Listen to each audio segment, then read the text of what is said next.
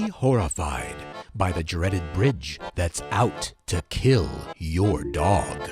Be intrigued by the dark secret of Scotland's saintly philanthropist. Beware the hysterical dowser who has no regard for your lunch plans. All this and more to paralyze, petrify, and perplex. It's action-packed. It's death-defying. It's this week's mysterious mixture of Odd Tonic.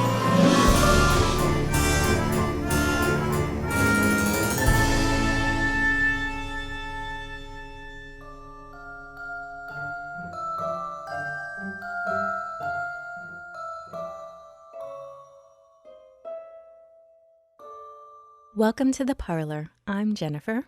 And I'm Maxwell. As this episode captures us in the middle of a fragrant and dewy spring, Jennifer and I were just discussing what we enjoy the most about the season. Carnivorous garden plants and SPF 2000.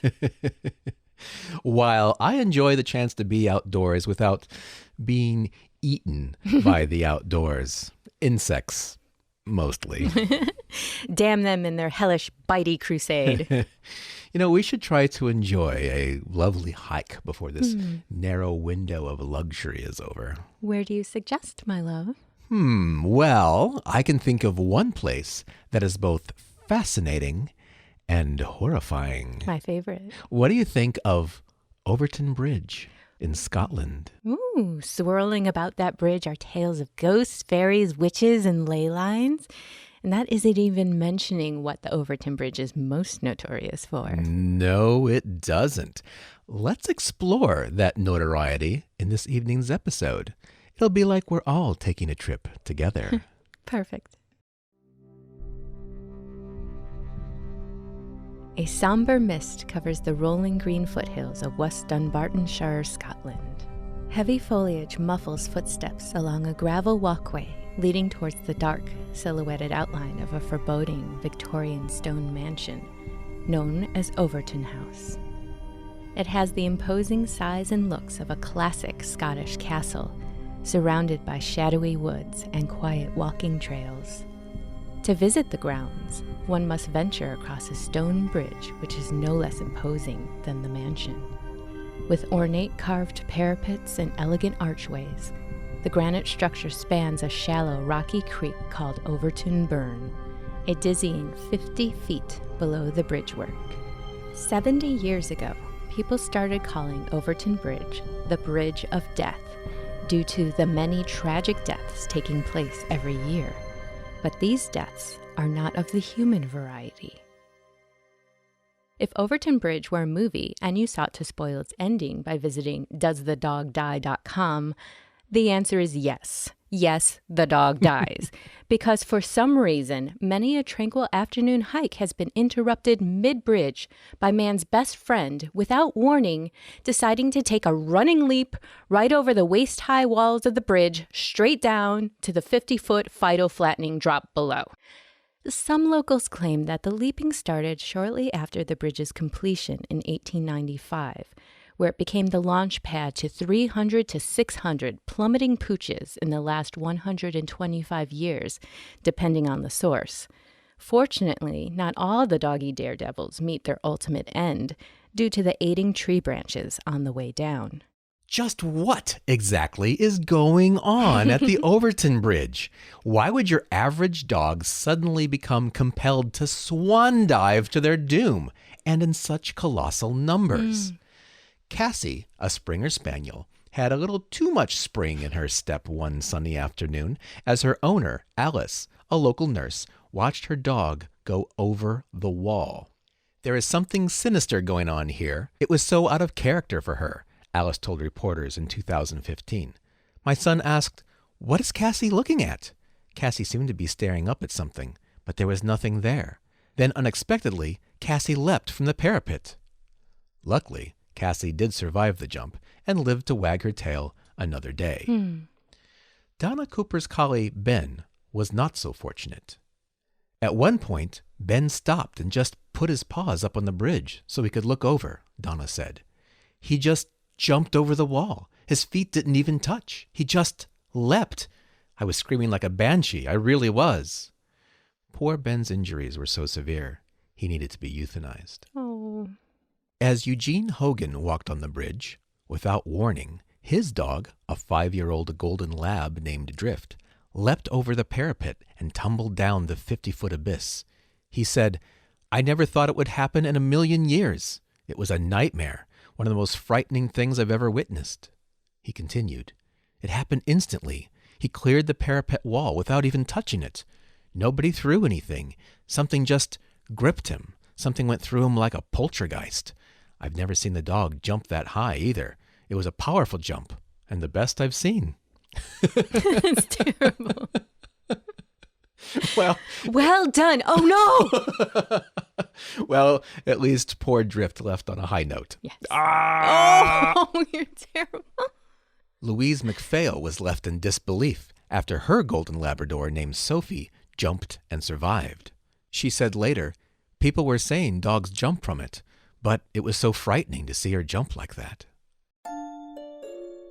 In 2010, animal behaviorist David Sands looked into the phenomenon to rule out the theory that dogs were deliberately killing themselves.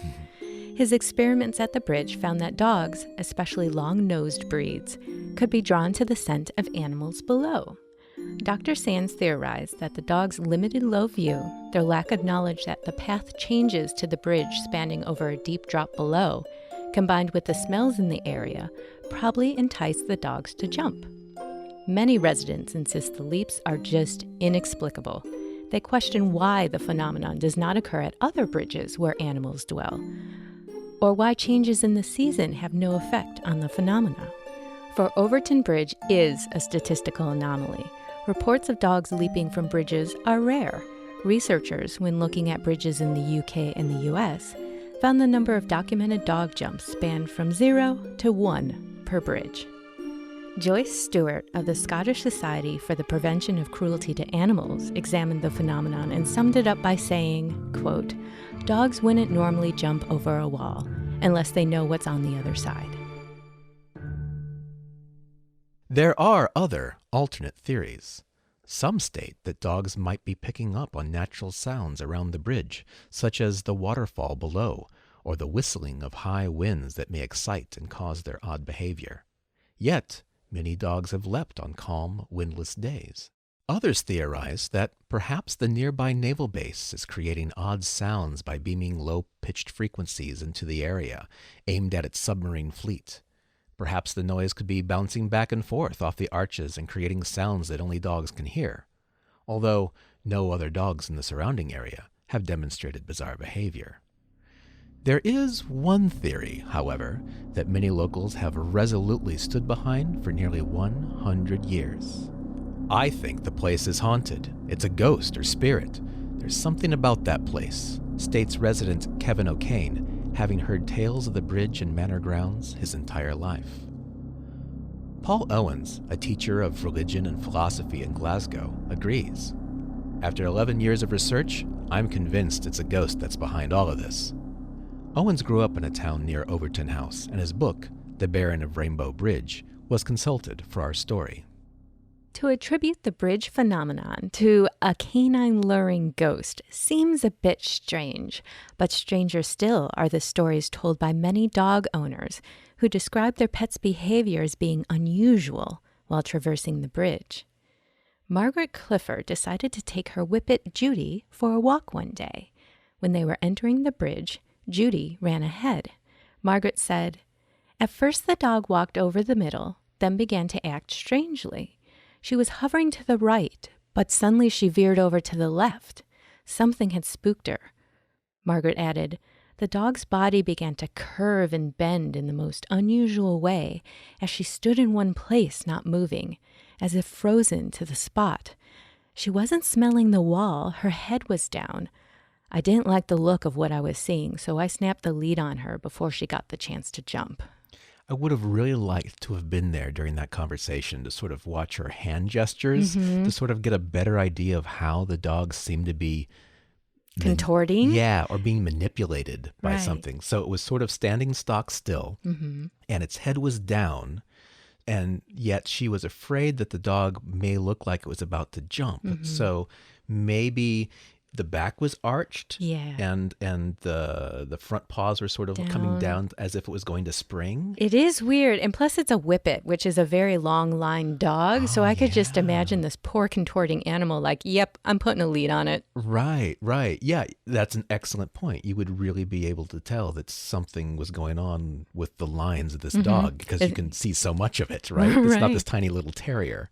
Well, Tony Gillespie went for a stroll with his 9-month-old black lurcher pup named Darky. Passing the castle with his dog, he entered the bridge, and Darky took off in the direction of the bridge wall. The dog jumped up on the wall edge to have a look, and it seemed as if he got a fright and tried to stop, but he couldn't, and he went over. Tony peered over the edge, and to his astonishment, Darky had survived. He landed on a branch, and the branch stopped him. I'm sure the dog went all the way down, but in my mind, I see him draped over a branch, looking all forlorn and like a Salvador Dali clock, just sort of like hanging there. Unaccomplished. A local man named Russell Gibb would walk his terrier Mac over the bridge for years. He said many times Mac, quote, either tried to get over the wall or jump. I had to pull him away, whether it was night or day. Other times, Mac would, quote, growl and not want to go on the bridge path at all. Local David Kennedy saw someone else's dog, a brown dachshund, climb up and jump off the bridge. When asked what he thought was causing the dogs to jump from the bridge, he said, I don't think it has anything to do with the scent of mink. I've been coming here for years and I've never seen a mink. I thought that dog had seen a shadow, which had caused it to leap.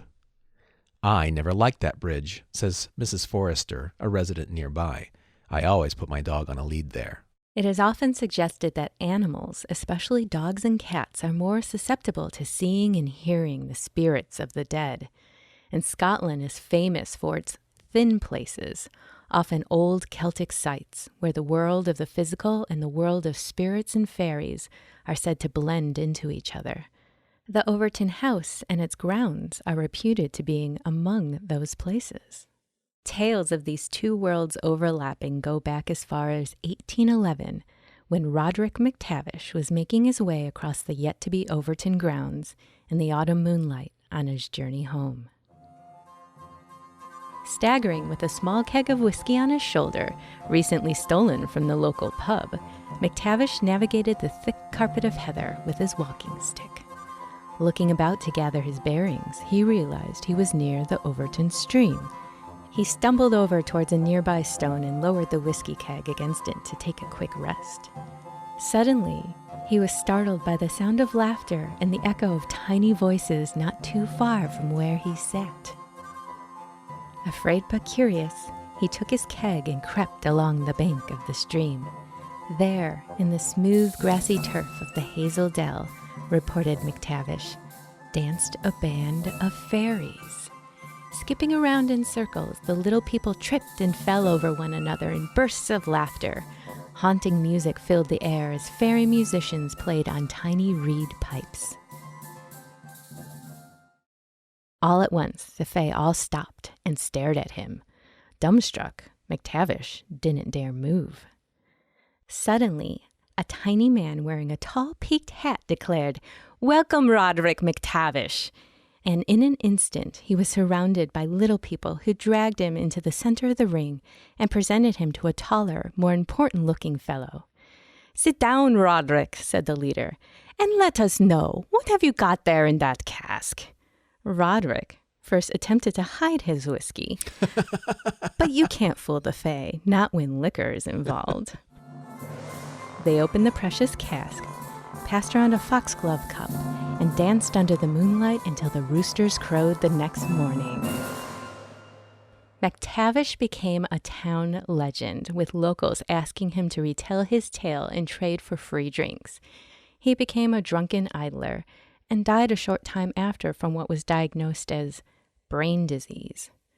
Rumors abound that the ghost of Roderick McTavish is seen wandering up and down Overtoun stream, howling with gibberish, looking for his lost, disease-addled brains. The most famous and most reported ghost, however, is not McTavish, but that of the White Lady. The first reported sighting of the White Lady was in the 1950s. 2 boys had been walking the hills behind Overtoun House and were returning in the dark. As they crossed the bridge, a white figure appeared in front of them. As they watched, it moved off into the trees and vanished before their eyes. They ran away in terror, perhaps screaming, vowing never to visit the property again. Perhaps that's what they screamed. I'm never visiting this property again. Who was this person whose life is said to live on in the form of the White Lady? Locals say it's Lady Overtoun, the former matriarch of Overtoun House. The lady lived alone in grief for more than 30 years after her husband died in 1908, says Marion Murray, a Dumbarton resident. Her ghost has been lurking around here ever since. She's been sighted in windows and walking around the grounds. Many of her neighbors would seem to agree. Gareth John, who lived at the Overtoun estate for over a decade, happened to glance out his window one day, astonished to see the White Lady walking past in the dusky mist. He said, "She was translucent. You could see right through her. She wore her hair up in a bun." Mr. John said he was so terrified, he hid behind his couch. Retired police officer turned dog walker Ian Fisher. Okay, wait. If I were a professional dog walker, would I be on these grounds? Could he possibly be the worst dog walker ever? Be that as it may. Mr. Fisher was out dog walking one day on the Overtoun grounds. On one occasion, he noted, as we approached the bridge, Jess, the collie, stopped and stood staring at the Overtoun house. As I looked at the house, which was unoccupied at the time, I noticed a gray, shadowy figure standing at one end of the bay windows. It was there for a few eerie seconds and then was gone. All very strange indeed. There is also the report of a group of fishermen who were returning from a night of angling. As they crossed the Overtoun grounds, they were said to observe a ghostly figure in a white, flowing dress and veil floating toward them, about 9 inches above the ground. The ghost of Lady Overtoun was also witnessed by nearby workmen. As they worked on a rooftop, they saw her shimmering specter appear from the interior of a warehouse. Terrified, one worker who was on the ground ran off, while the other was so overcome by fear he lost his footing and he fell from the roof, breaking both his legs. Ow. Author Paul Owens has a tale as well while doing research for his book. He says, "I was standing near the middle of the bridge. I was photographing the height of the bridge walls when all of a sudden I was poked in the back by a phantom finger. It was akin to one standing on a railway platform when a train is approaching and someone shoves you in the back and over the edge of the platform." Phantom finger. TM. But still, there is another ghost said to haunt the Overtoun estate. Hiker Charles McNee was strolling a short distance from the estate's gates when he was approached by an odd-looking gentleman in unusual attire. He was wearing a tweed waistcoat and trousers which appeared Victorian, said McNee. He spoke with a very polite accent, and by his side was a hunting dog. The mysterious gentleman asked him how his day was, and after a small amount of talking, McNee continued his journey. Compelled to turn around and take one last glance at the unusual gentleman, he was shocked to find that the man and his dog had vanished. McNee said he has no doubt that, quote, "I was speaking to the Baron Overtoun himself." John Campbell White, 1st Baron Overtoun, lived a life that perfectly suited an uncanny bridge and eerie Victorian castle that casts shadows across haunted ground. White was publicly known as a deeply religious man, a committed Scottish Presbyterian, and a generous philanthropist. He was a supporter of the Free Church of Scotland and donated a mission hall in Dumbarton. He was one of the leading powers behind the construction of the Glasgow United Evangelistic Association building in Glasgow at the cost of more than £100,000. He eventually became its president. White led Bible classes at his local church and preached throughout Great Britain. But as angelic as he might have seemed, a devil lurked within. White inherited the Overtoun house when his father died in 1887. He also inherited his father's millions and the family business, a huge chemical works, the largest of its kind with 500 workers. In contrast, the plant also offered employees some of the lowest wages in the country. In 1899, White became ensnarled in a scandal when Labor politician Keir Hardie exposed working conditions in White's chemical works in a series of pamphlets entitled White Slaves, published and distributed in the thousands.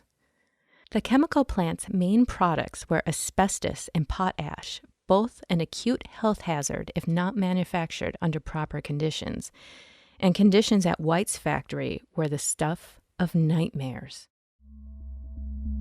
Workers were forced to operate in unventilated areas and without protective equipment. So dangerous was the colorful toxic dust that always covered them.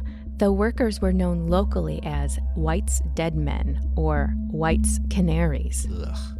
Reports concluded that 83% of workers suffered from perforated or ulcerated noses. Yes, dear guest, their noses were falling off. 83% of them. 22% suffered from skin ulcers called chrome holes, some so deep that they penetrated to the bone. Not to mention the respiratory cancer and lethal bronchitis. Insatiable greed had White not only turning a blind eye to his employees' long suffering, but for 6 years he blatantly ignored new national safety regulations when they were put into place. Investigations also discovered that the plant's occupational mortality rates were, quote, seriously underreported. John Campbell White, narcissist, sociopath, and first Baron Overtoun, played the community into thinking him a saint with his deep donations to the church and his constant preaching, for which he always sought a spotlight.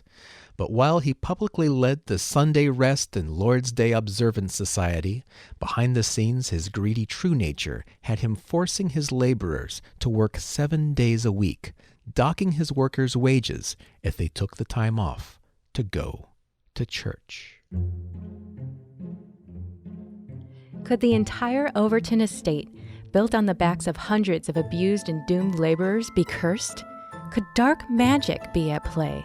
When we return, we'll investigate these possibilities and explore whether mediums and psychics are able to finally crack open the mystery of the death-dealing bridge. You're listening to Odd Tonic. Don't go running off without your leash. We'll be back again after a brief respite. It's that terrifying time again, isn't it, my love? Indeed it is. It's open call for more parlor stories, true, weird, and unexplainable stories from our guests. Stories that we bring to life with over-the-campfire style narration and music. If you listen to episodes 2 and 6, you know just how much creepy fun these shows can be. Yes, they are truly 2 of my favorite episodes.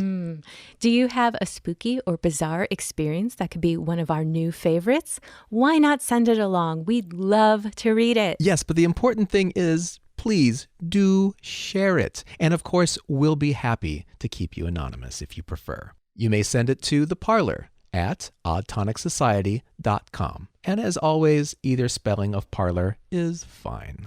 We'll be looking forward to your story, won't we? Yes, we will. And now back to another moonlight stroll over the cursed Overtoun Bridge. Welcome back to the baffling tale of Overtoun Bridge in West Dunbartonshire, Scotland, where hundreds of dogs throughout the decades have been leaping off the parapets and into a shroud of mystery. And it isn't just the strange canine carnage. Paranormal hijinks blanket the property. Fairy sightings, ghost hauntings, and phantom fingers. But which element can be behind the horrible hound hurling? What is compelling these crazy canines to catapult and careen to catastrophe? Probably these terrible alliterations. Possibly. But there's another element at play at the Overtoun estate, and it just might be black magic. Pastor Bob Hill, who currently lives on part of the Overtoun estate, disagrees that the top of the bridge is the real trouble spot. Walking across the bridge was never the issue, says Hill. Going under the bridge can be a little bit more intimidating. A number of occult symbols have been found scrawled upon the stone archway under the bridge, such as a pentagram and a hexagram. No, not the dreadful hexagram. Pastor Bob says, we've heard that witches have been at Overtoun, and with the local legend of the Witches' Tunnel right down the West Drive, it's entirely possible. Witches' Tunnel? What? Right? That's what I thought. But apparently it's the name of a foreboding location nearby where the waterway is channeled through an imposing 164-foot long brick tunnel. Ooh, the spooky runoff pipe. That's where I definitely want to hold my next coven gathering. Dank magic. Adding to the lore that thar be witches at Overtoun, local Richard Thompson recalls walking the grounds as a child with his father and seeing a large pentagram burnt into the ground. And remember Gareth John, who hid behind his couch from the ghost of Lady Overtoun? I do. He says, I had been walking around Overtoun when I discovered an old carpet. On unfurling the carpet, I was taken aback to discover that within it, serrated sickles and pretty maid daggers, which are used in bloodlets with witchcraft. Oh, really? And how did you come by that knowledge, good sir? I believe that Mr. John just disclosed how he spends his weekends. He said, the carpet also contained several chicken heads, which appeared to be part of some dark ritual. Ugh. Murder carpet. I'm surprised that man didn't just run screaming into the night. So what are these guys trying to say? That dark witches are conjuring evil upon the Overtoun estate? You know, this could have just been junk left over from a C.J. Carrillo witchcraft LARP. I suppose it's possible that practitioners of dark magic could be attempting to conjure entities to lure dogs to their death. It's also possible that some high school kids need to stop watching Sabrina on Netflix. Yeah, shouldn't these kids be snogging in a car somewhere? Conjuring demons, indeed. If I were a demon, I'd be annoyed if I was raised from the fiery bowels of hell just to hang out with some teenagers. Look, I've done my time, okay? All right, to sum up so far, what's the cause? Mink, waterfalls, ghosts, bad juju, witches, high school Satanists, or LARPers? You're asking me? We are clearly out of our depths. It's time to consult the scores of mediums and psychics and supposed mediums and psychics who have visited the bridge for answers. In 2009, the West Scotland Dowsers visited the location determined to unearth their own answers to the bridge's mysteries. Armed with a collection of crystals, pendulums, and L-shaped dowsing rods, they gathered at the property. I just love how everyone has their own type of divining instrument in their toolbox. Yeah?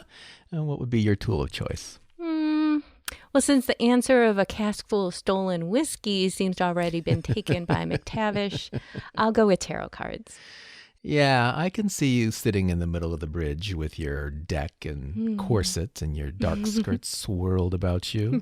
Ma'am, you need to move. You're blocking my dog's path. Okay, I digress. Team leader Pat Toms gathered his dowsers around and addressed the group. It is possible this place has Masonic connections. Masons knew and understood the power of fissures and well knew where to build on them. Wait, you're telling me that stonemasons may have had something to do with the building of the stone bridge? Yes. The dowsers spread across the bridge, wandering up and down, and their rods began to twist and move erratically. Most of the rods and pendulums were twisting from the middle to the western edge of the bridge. Excited by what they were experiencing, they decided to explore underneath the bridge. Once there, Pat Toms made the startling announcement, "This is a spot with quite a strong influence. Neither dog nor cow would sit in this place."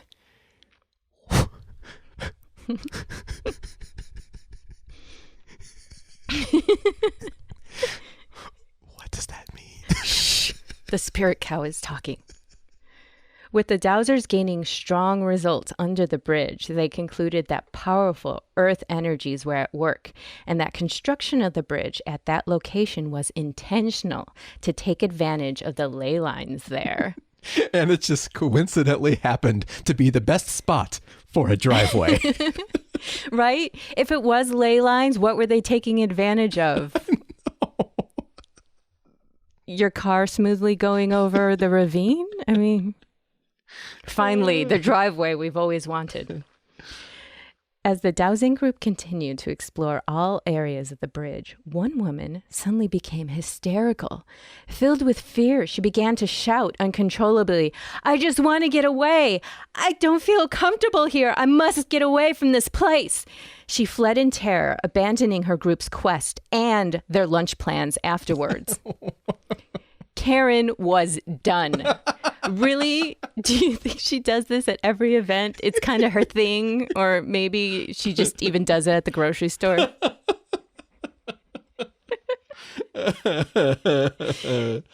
But these weren't the only psychics to visit the location, thank goodness.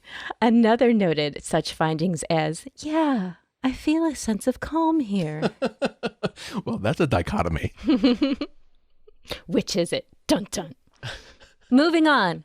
An entirely different set of results were given by one of Britain's leading top animal psychics. Animal psychic. How would they be able to tell you if you were right? It's a good job. It's a cushy gig. Who traveled from Shropshire to examine the bridge. She said, "I never draw pictures before, but before traveling to Overtoun, I spoke to my spirit guide and I began to draw pictures of rocks with a little gap in between them. On arrival, she was shocked to see a long ridge of rocks behind the bridge and to the left. She drew a picture of rocks. Of rocks. Rocks that were outside. Handing her drawing in a sealed envelope to a television producer, Tom Welch, with the unexplained files, he was astonished at the likeness of her drawing of rocks to those of the actual rocks on location. I can just hear the music. And then they switch it to like negative, Right, the inverted sort inverted of. color. We could make an entire episode. Perhaps the name Unexplained Files was a bit of an exaggeration. This week on Unexplained Rocks.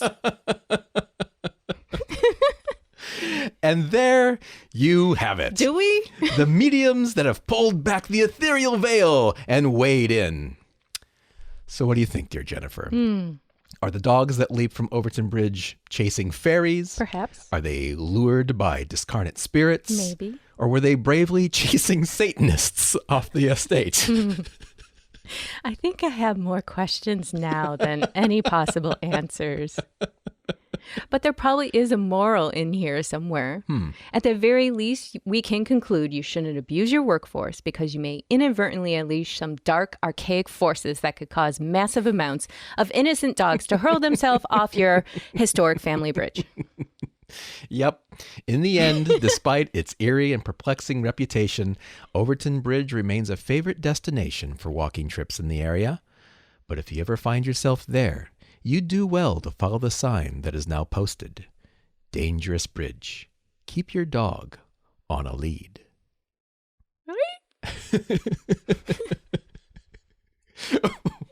Well, that wraps up an especially crazy edition of Odd Tonic. We hope in the end that you were thoroughly entertained, if not mildly confused by the sheer number of crazy elements we presented tonight. Can you expect any less when looking for answers to why dogs are jumping off a bridge? I don't think we could have hoped for more, honestly. We often promise paranormal perplexities. I think this story certainly delivered. Let's just blame the mink. I'm going with murder carpet. Let us know what you think, dear guest.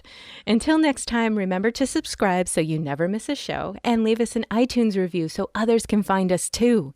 We'll be back next week with more weird history, strange science, and paranormal peculiarities.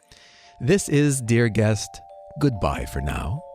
But remember, If you're ever crossing the Scottish countryside with a cask of whiskey on your shoulder and the moonlight in your eyes, and you hear beguiling laughter and music of strange folk inviting you to join in and share your libations, don't worry. It's just us. Good night.